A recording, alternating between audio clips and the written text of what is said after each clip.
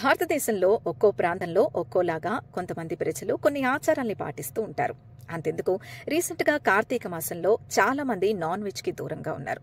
ఇంకా నిష్టగా ఉండాలి అనుకునేవారు వెల్లుల్లి, ఉల్లిని కూడా తీసుకోరు. అలాగే ఇవి ఎక్కువగా మనం ఇలా కార్తీక మాసంలో కానీ నవరాత్రుల్లో కూడా ఇలాంటివి చూస్తూ ఉంటాం. సో అంటే కంప్లీట్గా అటు శాకాహారులైనా ఉంటారు, మాంసాహారులైనా ఉంటారు. కానీ కామన్గా ఒక పదార్థం అయితే ఉంటుంది. అదేంటంటే ఉల్లిపాయ, వెల్లుల్లి. ఇటు శాకాహారులు కానీ ఇటు మాంసాహారులు కానీ ఈ రెండింటినీ వాడుతూనే ఉంటారు. ఇలా కొన్ని ప్రత్యేకమైన రోజుల్లో తప్పించి నిష్టగా ఉండాలి అనుకుంటే. కానీ ఒక ప్రాంతంలో మాత్రం ఉల్లిపాయ, వెల్లుల్ని పూర్తిగా నిషేధించారట. అవును, జమ్మూ కాశ్మీర్లో కాట్రా అనే నగరంలో ఇక్కడ ఉల్లిపాయ, వెల్లుల్లి పూర్తిగా నిషేధమట. అస్సలు అక్కడ పంట పొలాల్లో కూడా పండించరట.